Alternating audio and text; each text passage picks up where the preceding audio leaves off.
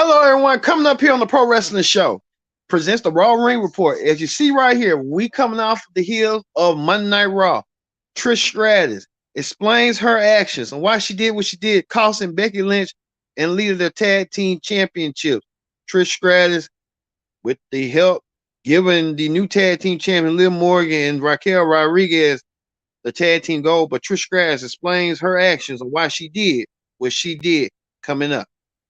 Also, too, Cody Rhodes said last week that he wants a match against Brock Lesnar. Did the Beast Incarnate accept? We just had to wait and see. Cody Rhodes wants Brock Lesnar, and he wants Brock Lesnar real bad. As you can see right here, Adam Pearce had to get involved, and you won't believe what the Beast Incarnate had to say.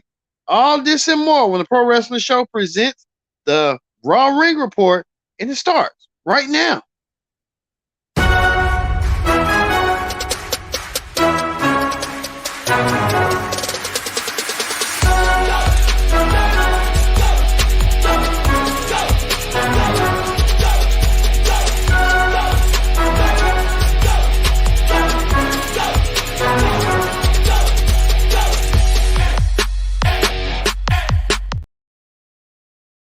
Hello, everyone. Welcome to this edition of the Pro Wrestling Show. I'm your host, as always, Kendra Dix here. Glad you can join us here on the Pro Wrestling Show. Presents the Raw Ring Report. We thank you all for watching. We're coming off the heels of Monday Night Raw, and what a Raw it was. It was that Raw. Like I said, it was that Raw. Coming up, we talk about these four segments. Brock Lesnar comes to Raw to see whether he accepts the challenge of Cody Rhodes. We get to see that coming up. Also, too, the non-title match, the Austin Theory, the United States champion, versus Bobby Lashley. What's going on with that? We'll talk about that coming up. Austin Theory and Bobby Lashley, these two guys know a thing or two about each other for the history of the U.S. title battles that they had before. Plus, two, legendary, the great Trish Stratus makes her return back to Raw to explain her actions on why she did what she did. She caused Becky Lynch and leader the tag team championships, and Trish Stratus explains her actions coming up here on the Pro Wrestling Show. And also too, we also got this breaking news: The Miz taking on Seth Rollins. These two former WWE champions, two former double Grand Slam champions, now competing, and it was a very competitive match. We'll talk about that coming up. All right, we're gonna get things started as this. What we're gonna get things started with the Judgment Day, and then also the Judgment Day. The Judgment Day made their rare appearance on Raw. The Judgment Day, if we can show the Judgment Day what they did on Raw, if we can show that right quick, the Judgment Day kicked off Raw. And Judgment Day kicked off Raw with a bang. And the Judgment Day got confronted by Paul Heyman and the Bloodline. Heyman and the Bloodline offered a alliance of sorts, a form of a partnership or something. They saying they got problems with each other's faction. The Judgment Day they're having problems with the LWO, the Latino World Order, as well as the Bloodline having problems with Sami Zayn, Kevin Owens, and Riddle. So to help solve each other's problems, the Judgment Day wants the Bloodline to take out the Latino World Order. The Bloodline wants Sami Zayn, Kevin Owens, and Matt Riddle to be thrown out their side. Now, Rhea Ripley and Solo Sikoa, we saw this before a couple of months ago when they kind of had a stare down face. I think, to me, they would want to fight each other, to be honest. They really want to fight each other. That's how Rhea Ripley sees like. And you know how Solo Sikoa is. He is a savage. And Rhea Ripley's a savage as well. You think you see these two women compete? Well, I take not women, but Solo, intergender match between Solo and Rhea Ripley. Only time will tell, but they formed the alliance. And Heyman said they got to come to the end of the bargain to take out Sami Zayn, Kevin Owens. And I think that's what they was going to do. And they was going to do that to make things happen, but we had to wait and see. Heyman even put that out there in the universe. Also, too, we found out breaking news at Backlash, a huge six-man tag team match. The Bloodline consists of former tag team champions Jay and Jimmy Usos and their brother Solo Sikoa will take on the team of the new undisputed tag team champions Kevin Owens and Sami Zayn against Matt Riddle. Well, a huge six-man tag match that would be at Backlash. So I'm guessing a lot going on for Backlash. Even to tag team championship match. I think they could have put the tag team championship match for the main event at Backlash, a WrestleMania rematch. I don't know why they did on SmackDown. They're doing it for TV purposes. A six-man tag team match that could have been on SmackDown rather than the tag team championship match, in my honest opinion. Keep things relevant, keep things key. That is a must-see match, but hey, it is what it is. Also, too, tonight we get this. Um, we had Solo taking on Rey Mysterio to combat that problem that the Judgment Day wanted to eradicate the Latino world order. Solo did, defeating Rey Mysterio and leaving Rey Mysterio out in the dust. They did their end of the bargain, but the Judgment Day had to do their end of the bargain a little bit later. So hey, it is what it is and stuff. So hey, that's why Heyman came out there and did what he did earlier. Also, too, we told you last week Cody Rhodes came out there after that vicious attack from last week with a confident promo that he wants Brock Lesnar to accept his challenge at Backlash. And Brock Lesnar, we heard that Brock Lesnar was going to do that. And Brock Lesnar did what he did to Cody Rhodes the night after WrestleMania, destroying Cody Rhodes, him limb to limb after Cody had that hard fought matchup for the US for the undisputed title. Cody didn't win. Well, Cody Rhodes came out there and demanded that he gets Brock Lesnar one-on-one because he knew Brock Lesnar was coming out there. Brock playing mental mind games as usual. Brock Lesnar playing those mind games, setting up for Cody. As Cody went and tried to attack the whole security guard left to right. It was like a first round security guard he beat up. The second round security guard beat up. I guess it made him look strong that he wants his hands at Brock Lesnar. Brock Lesnar just staring at staring at glazing at Cody, that he can't do nothing, that Brock Lesnar got all the power in the world. And we found out that it's gonna happen at Backlash. Cody Rhodes goes one-on-one against Brock Lesnar. This is a grudge match ever since what happened at WrestleMania, after the night after WrestleMania on Raw. I think Cody wants revenge. He thought he can trust Brock Lesnar. Brock Lesnar had different alternatives. We don't even know why Brock Lesnar did what he did. But Cody wants a piece of Brock Lesnar. He knows he's scared of the man. And he wants to get his hands on Brock one way somehow. And he'll get his hands at Brock at Backlash in Puerto Rico. Brock Lesnar, we're hearing reports that I guess the commentators are saying that Brock Lesnar got upset that his match came on first and Cody's match came on last. I mean, come on. Brock Lesnar is known for being a man that just want to get in the ring first and handle his business and go home and do what he got to do. I think that was kind of like a poor excuse. I think they could have went with Brock, got jealous, or kind of like, why is all the attention going on Cody for a championship that I tried to go for? And they could have made more sense. It could have played off that than the announcer saying that Brock got envious over he went first, which no, Brock Lesnar don't care because he wants to go first and go get his money and go home. Brock could care less. So I think the announcers, they got to do a little bit better on how to explain things, especially the color commentators, Wade Barry and Corey Graves. This wrestler, he's saying hearsay talk. Speaking of that, is there dissension between American Alpha? There's been a lot of dissension between the teams. Even Maxime Dupree wants Otis, and Otis is trying to easily not be associated with Chad Gable. Chad Gable can't take it, and Chad Gable don't know how to take it. I think Chad Gable needs to be like he has the potential to be like a Kurt Angle, and move on away from Otis. And I think that's what they're trying to do. I think Otis is trying to get that going and get that started. So we'll wait and see how that's going to play out sooner rather than later on how that's going to go. Also, to Bailey, is there dissension between the ranks with Damage Control? Bailey and Io Shirai. We know Io has a women's championship match down the road against women's champion Bianca Belair. Bianca Belair way in the wings. We know that she will go against Io Sky somewhere down the road.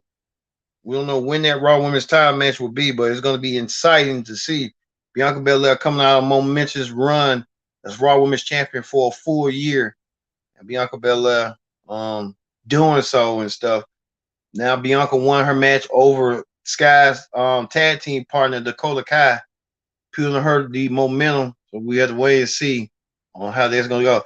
I would like to see Bianca Belair and Trish Stratus, go at it and stuff, and maybe that'll be I'll tell you a little later how Becky Lynch can come back if Trish Stratus feels the way she do. But speaking of that, the Hall of Famer Trish Stratus. Trish Stratus knows a thing about Hall of Fame. Trish Stratus came out there and told the whole world that she was the one that started Women's Revolution. She's the one that helped build the women's division is her. She helped build the women's division, and the women's division became relevant because of her. But she got a point.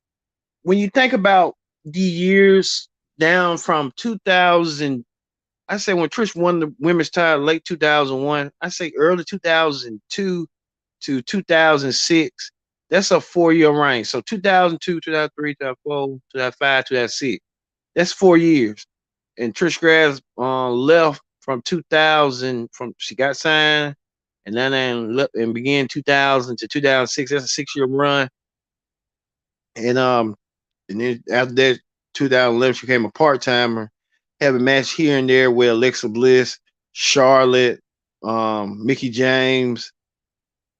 She mentioned that it wasn't for her, there wouldn't be no women's WrestleMania main event between Becky Lynch, Charlotte, and Ronda Rousey. Trish Stratus was the one, and Trish Stratus looks real good. She looks good. I mean, she's like a drink cup of water. Trish Stratus is the finest thing, and she almost 50 years old, and she's looking like that. Damn, for real. That's a fine woman. That's fine. That's the only white woman right there I would admire and like Trish Stratus. But Trish made it clear she was the one that attacked Lita. Everyone knew it was obvious, and Becky Lynch was too naive to see it. Saying Becky Lynch with the Irish accent was so naive, and that's what she had got when last week when Trish teamed up with Becky Lynch to be a replacement for Lita for the tag team championship. Trish Stratus and talked about how Lita was a secondary coattail for winning the women's tag team championship and getting that moment at WrestleMania and stuff.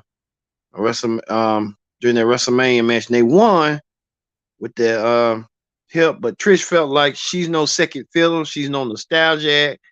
She doesn't do this and that. And Trish was making clear, like, when she came to when she was being serious as a women's wrestler, she did participate in bra and panties, but Trish Stratus wanted to be more serious, and Trish Stratus done so. And Trish Stratus turned heel and didn't explain her actions. And now we know why Trish Stratus did what she did. She does not think Becky Lynch is not in her league. Plain and simple. And I think she got a point.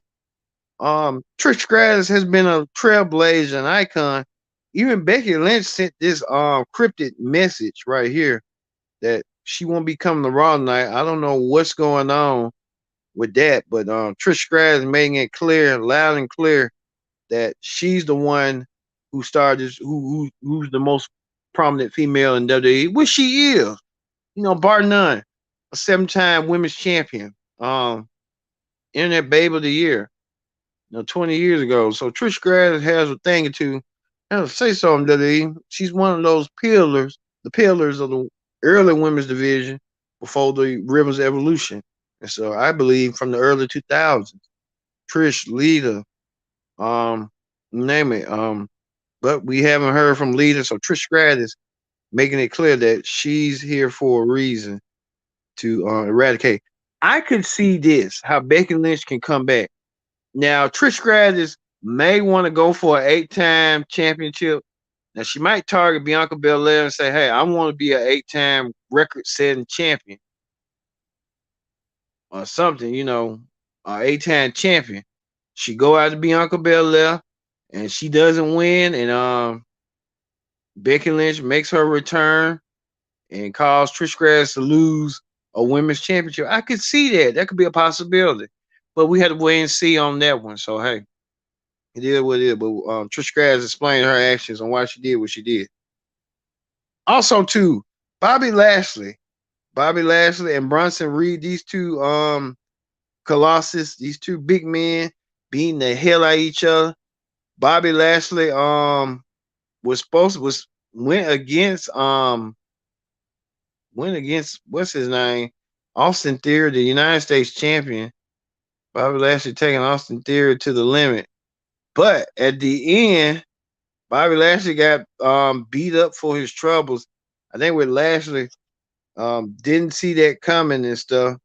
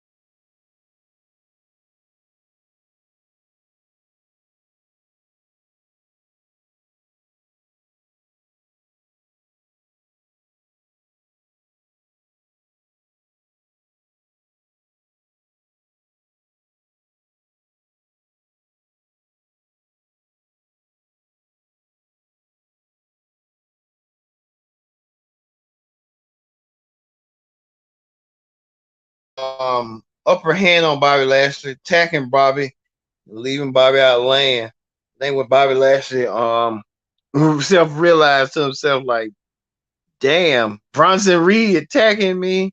I think Bronson Reed might be Bobby's match. So Bobby Lashley really got something to work with and play with now, equal to him in a way. So it helps build up Bronson and keeps Bobby Lashley back in the fray. But now Bobby Lashley now has his new feud with Bronson Reed. So we just have to wait and see on that one. Also, too, we told you this: two former WWE champions competing one-on-one in a competitive matchup, and it was competitive. Seth Rollins won the match. It was competitive. Miz even put in effort in the match. A great effort for the Miz. Miz, a former WWE champion, as well as Seth Rollins. Two former world champions collide in the ring, and what they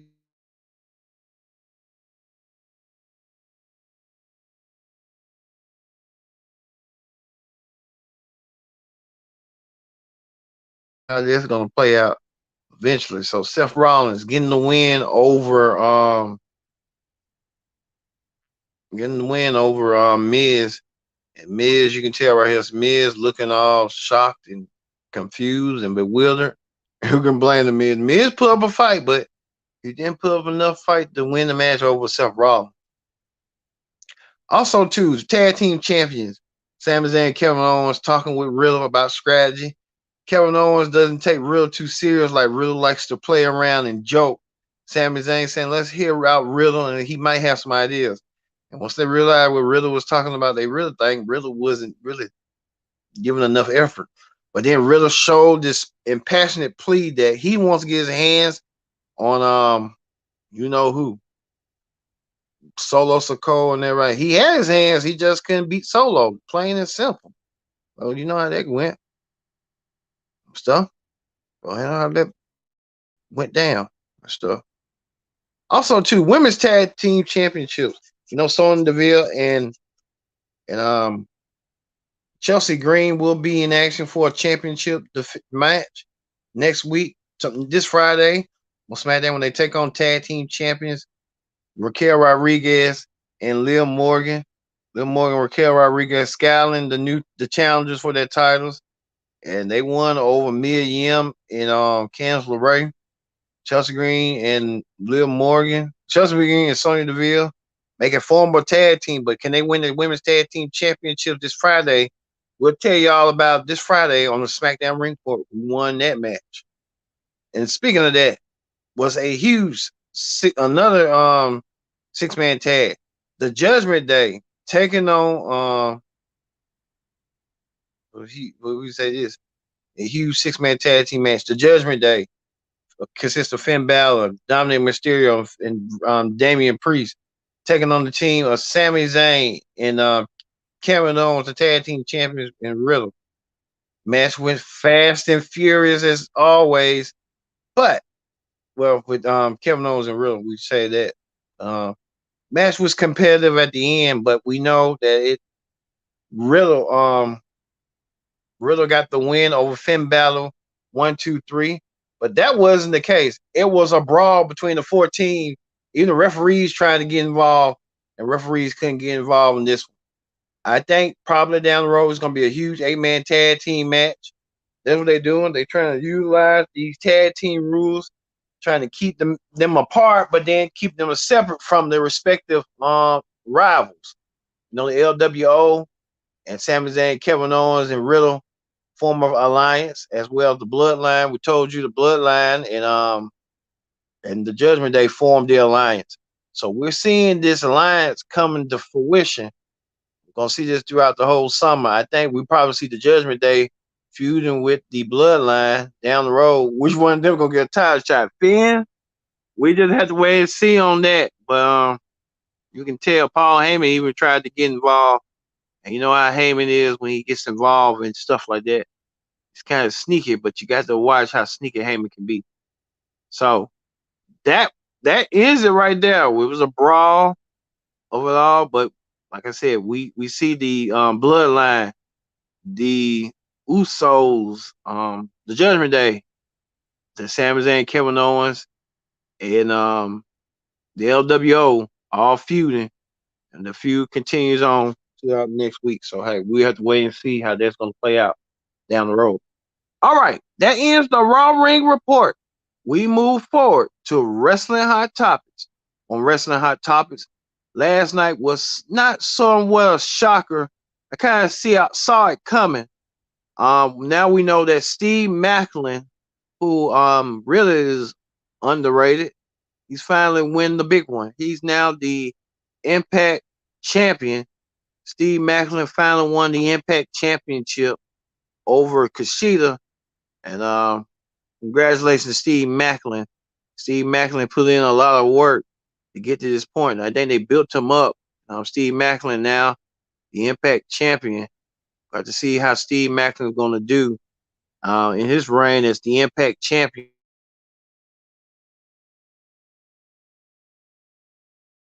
New Impact champion. And you saw a familiar face. And now Nick Aldis has returned, and he could probably potentially be Steve Maclin's next contender. I'd like to see this. Nick Aldis versus Steve Maclin. Can Nick Aldis win the Impact Championship for a second time? Only time we tell the former NWA champion left the NWA after he felt like the NWA wasn't pushing him to the core. and now he's in Impact, which I believe he should go to Impact. You got to move on from that. In NWA, I don't think NWA really doing nothing. You got Billy Corgan down there, and he's not pushing his wrestlers. You got to go elsewhere when you need to go. Speaking of Steve Macklin, we know Steve Macklin, his wife, Deanna Purrazzo, she won her women's championship as well in the same event. They became the third couple now in Impact to win world championship. Steve Macklin and Deanna Purrazzo now the third couple in Impact history, along with Sue Young and what's his name? Sue Young and Rich Swann. They're a couple, married couple, and Johnny Knox, Johnny with Impact and Ty Valkyrie when they went Impact Women's Champion. So congratulations to the happy couple. Now they run Impact as the world champions of Impact of their divisions. All right, speaking of that, Tommy Dreamer announced that he's going to take a sabbatical from wrestling. Tommy Dreamer was saying he's going to be tending care to his mom, which is understandable. Dreamer, who's been the head or booker of Impact Wrestling, want to take some time off. Hopefully, we get to hear him on Buster Open explain a little bit more, elaborate a little bit more on why he decided he wanted to take a break from wrestling. But I understand, but I mean, you work for Impact Wrestling, it ain't like you in the WWE or nothing. But hey, this is what it is. Speaking of that, Jordan Grace signed. She's a free agent now. Jordan Grace doesn't have to. Who knows? She wants to sign AEW Impact. Who knows? WWE. If they're interested, I don't hear no companies interested. But hey, you never know. Never know in these days. Speaking of that, we saw on Raw earlier tonight that the Street Profits hint that they might be splitting up. Could this be the possible split up of the Street Profits? Could this be the end? And both men go on their separate ways to do different brands. I can see Montez staying on Raw and Dawkins go to SmackDown, and both of them try to make a name for themselves. And you never know, perhaps they might come back as Street Profits down the road. Even Elias and Rick Boogs might consider to be shaked up as well. Shake up coming up, and within 2 weeks, we'll know the WWE draft and who's gonna go where to who coming up as well. Even they tried to get Baron Corbin to tag along too on what he could possibly do. Baron Corbin just needs to find him a new gimmick and identity going forward. Maybe that's what Corbin needs going forward, because I think Baron Corbin, he has the potential, but he gets a lot of heat and he gets a lot of boos.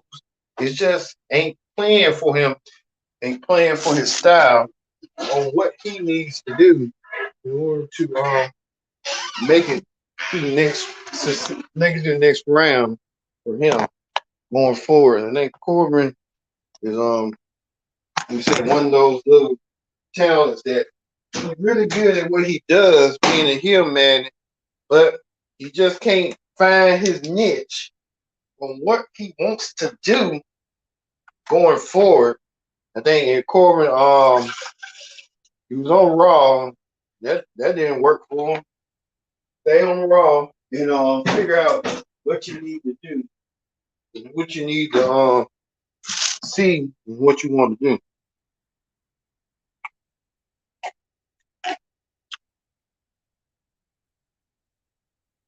I think that's kind of it. And also too, finally, we saw a couple pictures of WWE superstars might be on Family Feud, so you might see a couple of faces on Family Feud with a WWE star, such as Alexa Bliss, Natalya, Becky Lynch, Seth Rollins, Big E, Bayley, Dolph Ziggler, Xavier Woods. We'll see them coming to you know what, coming soon, Family Feud on ABC this summer. I'm gonna watch it. I look forward to seeing it. Yeah. So hey, here's what it is. And finally, John Morrison, former Impact champion, former Intercontinental champion, former champion among all champions. He made a rare appearance winning his boxing match And guess who the entourage he had with him? He had his wife, Ty Valkyrie. He had Justin Gabriel, Hacksaw Jim Duggan, um, Mojo Riley. They was all there. It's like a motley crew right here. You got a lot of people on this thing. Who I see on here support John Morrison. You got Mojo Riley. You got NXT announcers Vic Joseph, married couple of NXT, Vic Joseph and his wife, Mackenzie Mitchell. You got Eli Drake, LA Knight, Eli Drake, Josh Barnett, Hacksaw Jim Duggan. You had Killer Cross. They all were taking pictures. I guess Killer Cross was not in the picture. He took the picture. There's a motley crew right there, but congratulations in order to John Mox. All right. We're going to end that right there. We'll end it with this. Seth Rollins had a competitive match. The match of the night was Seth Rollins defeating The Miz. What an awesome match it was. But the segment of the night was Cody Rhodes trying to get his hands on Brock Lesnar, and he couldn't get his hands on Brock Lesnar. But he'll get his hands on Brock Lesnar at Backlash, so we'll get to see that. All right. Thank you all for watching this edition of the Pro Wrestling Show. We'll see you tomorrow for the NXT Ring Report. I've been your host, Kendrick Dixon, saying so long, and thank you for watching the Pro Wrestling Show.